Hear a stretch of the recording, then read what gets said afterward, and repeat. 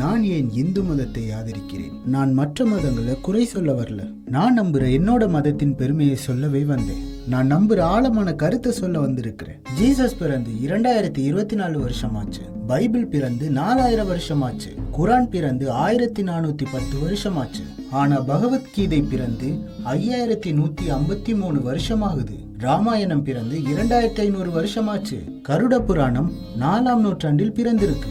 இந்து மதத்தை 4 வேதங்களா பிரிக்கிறோம். ரிக்வேதம், யஜுர்வேதம், சமவேதம், அதர்வ வேதம். எல்லா மதங்களுக்கும் புனித நூலா ஒண்ணு மட்டுமே இருக்கும். ஆனா இந்து மதத்துக்கு அப்படி இல்லை. பல புராணங்கள் இன்னும் மண்ணில் மறைஞ்சிருக்கு. பல வேதங்கள் காற்றில் கலந்திருக்கு. இன்னும் நம்ம தெரிஞ்சுக்காத ஓலை சுவடிகள் பூமியில் புதைஞ்சிருக்கு. இந்த இந்தியாவுல 1000, 2000, 4000, 5000 வருஷம் பழமையான கோயில்கள் நம் கண்முன்னே சாட்சியா இருக்குது. பலர் சொல்றாங்க பிற மதம் வந்துதான் நமக்கு நாகரிகத்தை கத்து தந்தாங்கன்னு. அதை கேட்கும் போது வேடிக்கையா இருக்குது. காரணம், உலகின் மூத்த குடி தமிழ் குடி. உலகின் தொன்மையான நாகரிகத்தில் வாழ்ந்தவர்கள் தமிழர்கள். அப்ப நாம வணங்கிய மதம் எது?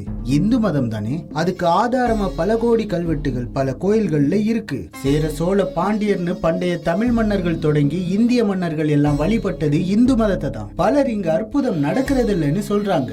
இங்க இல்லாத அற்புதம் வேற எங்க இருக்கு? குணப்படுத்த முடியாத பல நோய்கள் பல கோயில்கள்ல குணமாகுது. பில்லி சூனியம் மாதிரி பிளாக் மேஜிக்க பல கோயில்கள்ல முறியடிக்கிறாங்க. ஆழமான நம்பிக்கை இந்து மதத்தில் தான் பெருக்கெடுத்து ஓடுது. இந்து மதம் வாழ்வியலை கத்து தருது. நேர்மை ஒழுக்கத்தை முன்னிறுத்துது. மனிதத்துவத்துக்கு முக்கியத்துவம் தருது. உலகின் 3ஆம் பெரிய மதம் இந்து மதம். இந்தியா மட்டும் இல்ல, Sri Lanka, Nepal, Bangladesh, Pakistan, Malaysia, Singapore, London, அமெரிக்கான்னு பல உலக நாடுகள்ல பறந்து விரிஞ்சு காணப்படுது. கிட்டத்தட்ட 950 மில்லியன் மக்கள் உலகம் முழுக்க இந்து மதத்தை பின்பற்றதா கருதப்படுது. நம் மதம் எதையும் திணிக்கல, அடிமைப்படுத்தல, அடிபணிய வைக்கல. கடவுளே இல்லைன்னு சொன்னாலும் குற்றவாளி இல்லைன்னு சொல்ற மதம் இந்து மதம். இந்த நேரம், இந்த தினம் கட்டாயம் கோயிலுக்கு போயே ஆகணும்னு வலியுறுத்தாத மதம் இந்து மதம். காசி, ராமேஸ்வரம், பழனி, திருப்பதினு எங்கேயும் கட்டாயம் புனித யாத்திரை செய்ய வேண்டும்னு வற்புறுத்தாத மதம் இந்து மதம். மத குறியீடுகளை அணிய வேண்டும் என கட்டாயப்படுத்தாத மதம் இந்து மதம். தவறு செய்தவன் சாமியாக இருந்தால் கூட தட்டி கேட்கும் தைரியம் உண்டு நம் இந்து மக்களுக்கு. இயற்கையாய் தோன்றியதற்கு இழிபெயர்கள் எதுவும் இல்லை. மரமும் கடவுள், மண்ணும் கடவுள், பொன்னும் கடவுள், பொருளும் கடவுள், நீயும் கடவுள், நானும் கடவுள். பார்க்கும் ஒவ்வொன்றிலும் பரமாத்மாவை காண்கின்ற அற்புத மதம் இந்து மதம். எண்ணில் அடங்கா வேதங்களை கொடுத்த மதம். பெண்ணாசையை ஒழிக்க ராமாயணம், மண்ணாசையை ஒழிக்க மகாபாரதம், கடமையின் முக்கியத்துவத்தை உணர்த்த பாதவதம், அரசியலுக்கு அர்த்த சாஸ்திரம், மருத்துவத்திற்கு சித்த ஆயுர்வேதம், கல்விக்கு வேத கணிதம், உடல் நன்மைக்கு யோகா சாஸ்திரம், கட்டுமானத்திற்கு வாஸ்து சாஸ்திரம், விண்ணியலுக்கு கோல் கணிதம் என்று இவ்வுலகின் பிறப்பு முதல் இறப்பு வரை வழிவகுத்த உன்னத மதம் இந்து மதம். வேறு எந்த மதத்திலும் இல்லாத பெருமை இந்து மத கடவுள்களுக்கு உண்டு. ஏனெனில் கடவுளை எல்லா விதத்திலும் வழிபடும் தன்மை இந்து மதத்திற்கு தான் உண்டு. அறியாதவர்கள் கேட்கலாம், கடவுள் ஒருவர் தானே, பிறகு ஏன் இந்து மதத்தில் இத்தனை கடவுள்கள் என்று? இப்படி கேட்பவர்களுக்கு ஞானிகள் தரும் விளக்கம் இதுதான். மனிதர்களுக்கு வியாதிகள் பல வருகின்றன அல்லவா, அதுக்கு மருந்துகள் பல.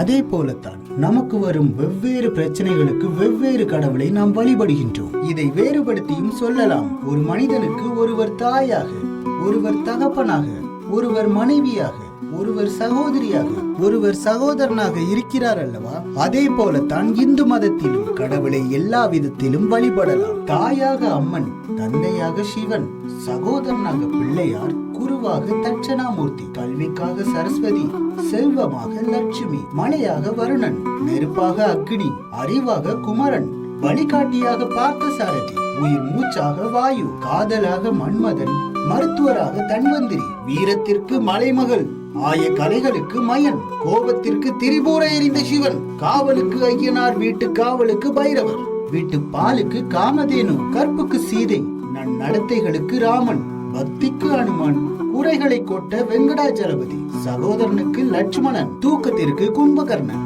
மொழிக்கு முருகன், தர்மத்திற்கு ஆரியமான், போர் படைகளுக்கு வீரபாகு, தாய்மைக்கு அம்பிகை, பரதத்திற்கு நடராஜன், அன்னத்திற்கு அன்னபூர்ணி, மரணத்திற்கு யமன், பாவ கணக்கிற்கு சித்திரகுப்தன், பிறப்புக்கு பிரம்மன். இப்படி ஒவ்வொரு விதமான வழிபாட்டிற்கும் ஒவ்வொரு தெய்வங்கள். அதுதான் இந்துக்களின் பெருமை.